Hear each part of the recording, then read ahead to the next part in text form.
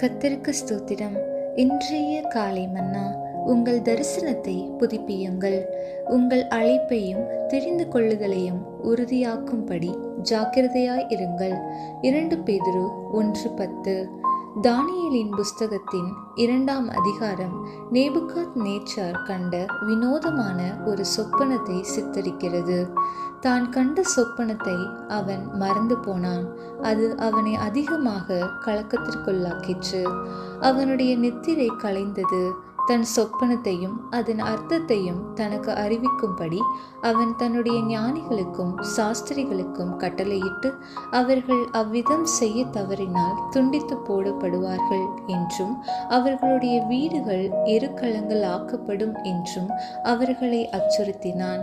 அவர்களை துண்டித்து போடுவதாக அவன் மிரட்டினது அவனுடைய பகுதியில் எவ்வளவு வினோதமானதாக இருக்கிறது.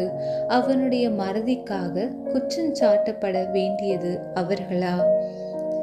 கர்த்தரால் தங்களுக்கு கொடுக்கப்பட்டிருக்கும் சொப்பனத்தை அல்லது பரம தரிசனத்தை மறந்து போகும் அநேக நேபுகாத் நேச்சார்கள் இன்றும் கூட இருக்கின்றனர். பரலோகத்தின் தேவன் அந்த ராஜாவுக்கு ராஜரீகத்தையும் பராக்கிரமத்தையும் வல்லமையையும் மகிமையையும் அருளினார். தானியேல் 2:37-38.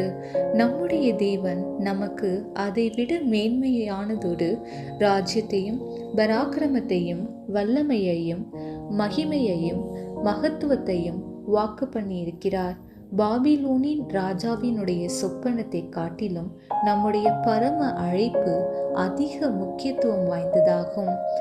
நாம் நம்முடைய பரம தரிசனத்தை மறந்து போவோமாயின் நேபுகாத் நேச்சாரை போல களங்கமற்றவர்களை துண்டித்து போட முயற்சிப்போம். அந்த ராஜா உண்மையாகவே தன்னுடைய சொப்பனத்தை மறந்து போனார். ஆனால் நவீன நேபுகாத் நேச்சார்கள் தங்களுடைய சொந்த திட்டங்களையும் விருப்பங்களையும் நிறைவேற்றும்படியாக தங்களுடைய தரிசனம் அல்லது அழைப்பை தங்களுக்கு சாதகமான விதத்தில் மறந்துவிட பிரயாசப்படுகிறார்கள்.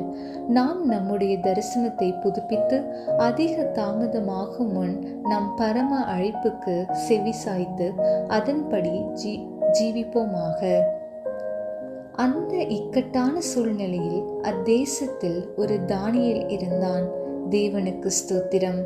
சொப்பனமும் அதன் அர்த்தமும் வெளிப்படுத்தப்படும் வரை அவன் கர்த்தரை கருத்தாய் தேடினான். அவன் ராஜாவுக்கு அவனுடைய சொப்பனத்தை நினைவுபடுத்தி அதன் அர்த்தத்தையும் அவனுக்கு அறிவித்து அதன் நிமித்தமாக படுகொலை செய்யப்படுவதினின்று அநேகரை தப்புவித்தான். மாம்சத்தோடி வாசம் பண்ணாத தானியேல் 2:11. மாம்சத்தை அழித்து போட்டிருப்பவர்களான தானியேல்கள் நமக்கு தேவை.